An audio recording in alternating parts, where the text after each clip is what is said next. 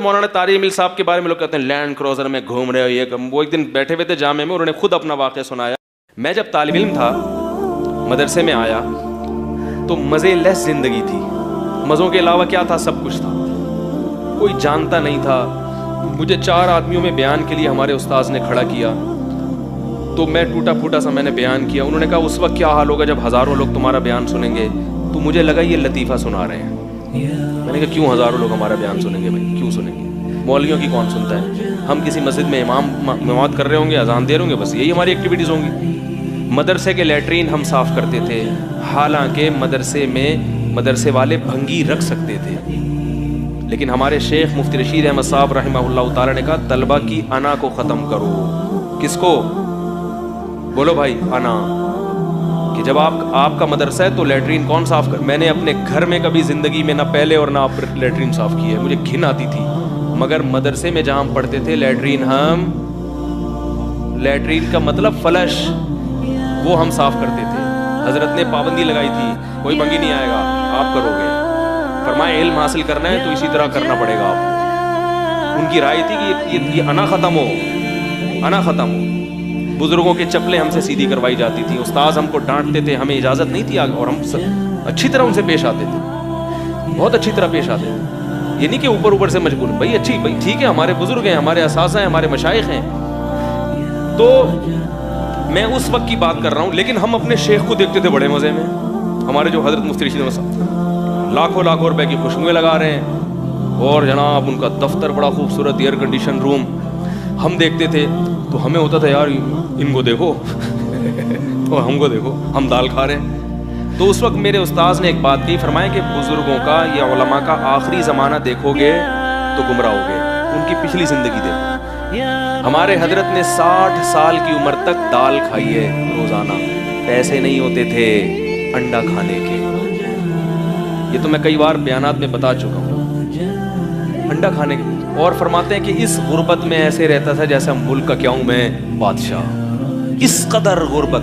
اور عہدہ کیا تھا؟ دارالعلوم کورنگی میں شیخ الحدیث. 20 سال میرے شیخ نے صحیح بخاری پڑھائی ہے, جو سب سے بڑا عہدہ ہے, اور پاکستان کا سب سے بڑا مدرسہ دارالعلوم کورنگی میں.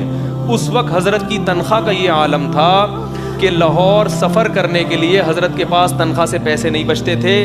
پورے سال تھوڑے پیسے تنخواہ سے بچا کے سال میں ایک دفعہ پھر اپنے شیخ کی زیارت کے لیے جاتے تھے. ٹرین کا کرایہ جمع ہوتا تھا, بسوں میں سفر کرتے لٹک کے, ٹھیک ہے نا.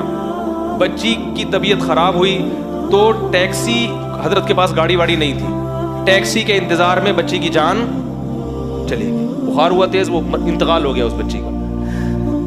یہ عالم تھا غربت کا.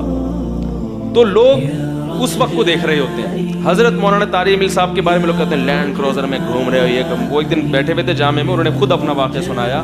فرمایا میں 18 سال کی عمر, جس وقت انسان کے نا بڑے پلان ہوتے ہیں, اس وقت ہم اندرون سندھ کے دیہاتوں میں دھکے کھاتے تھے. کوئی ہماری بات,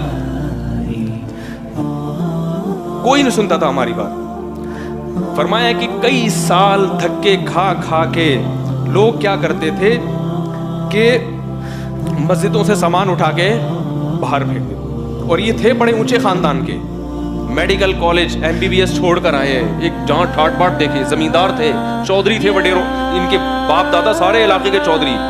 اتنے بڑے آدمی کے ساتھ جب یہ سلوک ہوگا, نہ گھر میں عزت, گھر میں بھی تانے کے مولوی بن گیا, مولوی بن رہا ہے, کسی کام کا نہیں. فرماتے تھے کہ ہم دھکے کھاتے تھے. تو ایک دن میں مایوس ہو کے میں نے اپنے ایک بزرگ سے کہا, میں نے کہا حضرت یہ کب تک ہم یہ دھکے کھاتے رہیں گے, کوئی نہیں سنتا. تو فرماتے ہیں کہ انہوں نے یہ خوشخبری دی. فرمایا کہ تم یہ اللہ کے لیے قربانی دے رہے ہو, ایک وقت آئے گا بادشاہوں تک اللہ تمہاری رسائی. بولو بھائی, بادشاہ تمہیں بلائیں گے, وزراء تمہیں بلائیں گے. تو یہ جو اہل اللہ کے آخری زمانہ ہوتا ہے نا, جس میں لینڈ کروزر میں گھوم رہے ہوتے ہیں, اس کو دیکھ کے گمراہ ہونے کی کوشش. اگر مولویوں کے اتنے مزے ہوتے ہیں تو اپنے بچوں کو مولوی کیوں نہیں بناتے ہیں بھائی؟ ہر آدمی چاہتے ہیں نا میرے بچے بہت مزے کریں, تو بناؤ نا اپنے بچوں کو مولوی. آپ کو پتہ ہے مدرسے میں جا کے بیٹھ جائے گا, عجیب سا, نہ کوئی سرٹیفکیٹ, کوئی ایسا سرٹیفکیٹ جس کی بیس پہ کہیں جاب مل سکے. تو اس لیے